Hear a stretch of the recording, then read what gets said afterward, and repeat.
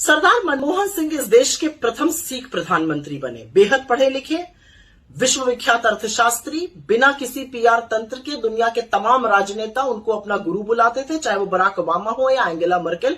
उनकी प्रतिभा के सब कायल रहे। लेकिन सरदार मनमोहन सिंह जी के लिए बीजेपी ने क्या क्या कहा और क्या क्या किया, यह सुनना और समझना जरूरी है। सर्वप्रथम, वो रेनकोट पहनकर नहाते हैं, ऐसा घटिया और शर्मनाक बयान नरेंद्र मोदी ने पूर्व प्रधानमंत्री सरदार मनमोहन सिंह जी के लिए दिया। यही नहीं, एक सरदार की शालीनता के तार तार करके उनके नाम को अपभ्रंश किया।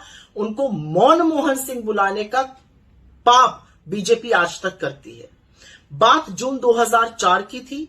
सरदार साहब तब नए नए प्रधानमंत्री बने थे, राष्ट्रपति का अभिभाषण हुआ था, उनको मोशन ऑफ थैंक्स देना था। बीजेपी ने इतना उपद्रव मचाया सदन में कि वो बोल नहीं सके और उनको अंततोगत्वा मोशन ऑफ थैंक्स टेबल करना पड़ गया।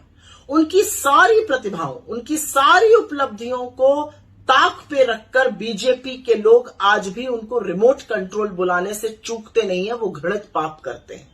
यही नहीं, एक सिख की देशभक्ति पर सवाल बीजेपी तब उठाती है जब सरदार साहब के बयानों को काट छाट कर आज तक चलाती है और उनके खिलाफ दुष्प्रचार फैलाती है। लेकिन मनमोहन सिंह जी कौन है? मनमोहन सिंह जी वो हैं जिन्होंने विभाजन का दंश सहा, छोटी उम्र में अपनी मां को खो देने की पीड़ा को सहा, गरीबी और गुर्बत के आगे घुटने नहीं टेके और उन्होंने अपनी मुश्किलों को एक सच्चे सिख की तरह अपनी ताकत बनाया।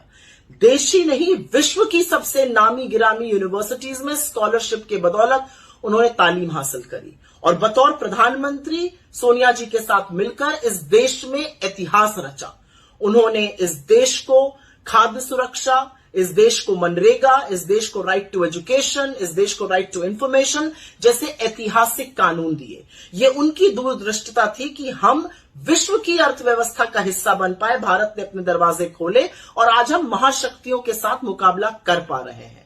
ये सरदार साहब का कुशल नेतृत्व था कि हमने 27 करोड़ लोगों को गरीबी की सीमा रेखा से निकाला और 10 साल में सबसे ज्यादा आर्थिक ग्रोथ डिलीवर करी। एक सच्चे सिख अनुयायी होने के नाते उन्होंने ये सब बड़ी शालीनता से किया। उन्होंने अपने प्रतिद्वंदियों को अपना दुश्मन नहीं समझा, लेकिन बीजेपी ये काम लगातार करती रही।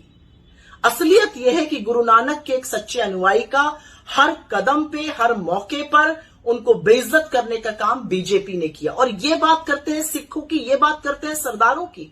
असलियत तो यह है कि इनके लोग टीवी पर बैठकर खुलेआम सरदारों को, सरदार किसानों को गुंडा, मवाली, आतंकी और खालिस्तानी कहते हैं। सोचिए पर्दे के पीछे ये पंजाब के बारे में क्या सोचते होंगे। और ऐसी थोड़ी पंजाब ने इनको बेदखल किया हुआ है, ऐसे थोड़ी पंजाब ने इनको पैदल किया हुआ है। असलियत यह है क्योंकि आजकल एक नया षड्यंत्र रचा जा रहा था। सुनना और समझना जरूरी है कि इनके मन में असल में सिखों के प्रति, सरदारों के प्रति क्या है। मैंने सिर्फ आपको एक यहां पर एग्जाम्पल दिया है कि देश के प्रथम सिख प्रधानमंत्री के लिए इन्होंने क्या क्या नहीं कहा और क्या क्या नहीं किया। यह शर्मनाक है। आज भी देरी नहीं हुई है, कान पकड़ के माफी मांगिए।